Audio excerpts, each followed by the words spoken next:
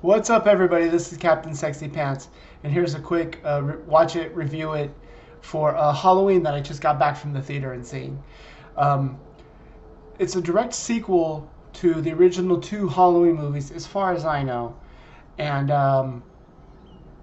well, I don't know what's a good way how to say it, but it's really not that good.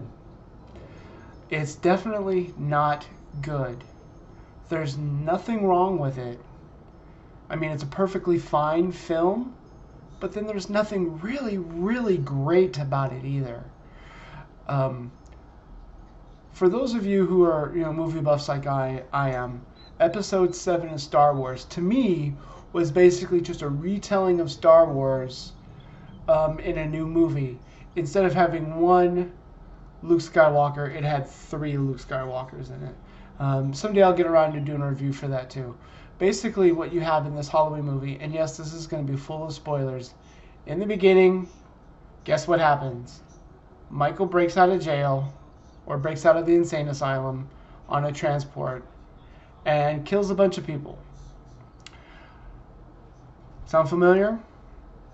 Dr. Loomis in the movie canon has passed away, and another doctor has kind of taken his place. Now, where this comes in to be more like the original Halloween from '78 is Laurie Strode is now Dr. Loomis. It's the same story. Michael kills a bunch of people.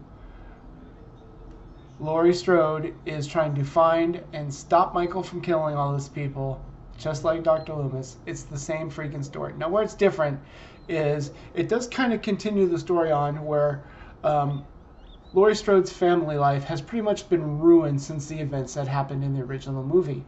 Her daughter has kind of disowned her to an extent, and her granddaughter, they really don't want a whole lot to do with her. She's kind of the crazy lady who lives in a survival bunker up in the hills.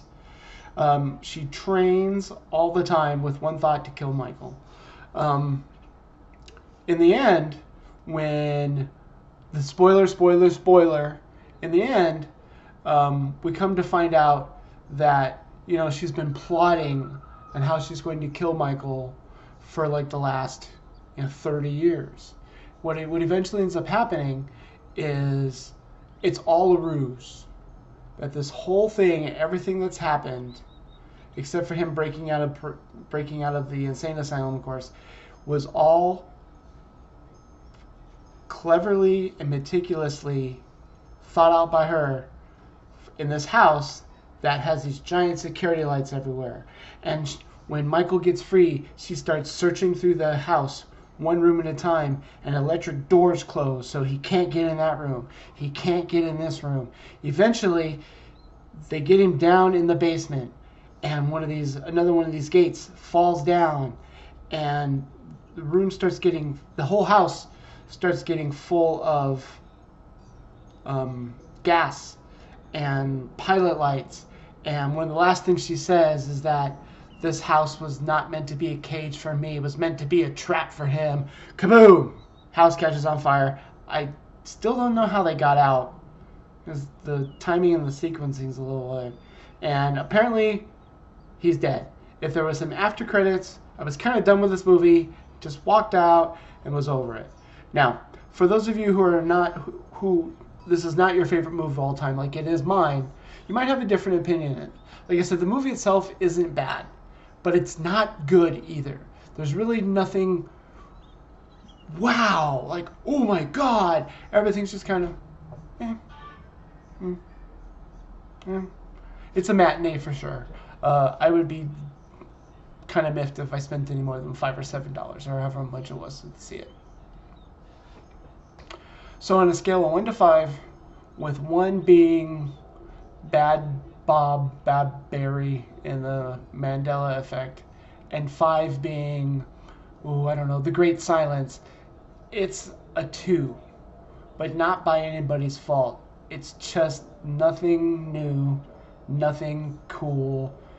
It's not scary. There's no drama. There's hardly any action. It's just kind of it's not boring. It's just not good. Save yourself the time. catch it in a matinee if you have to see it while it's in the theaters. So in the immortal words of Sunny Side, my favorite YouTuber of all time, a peace.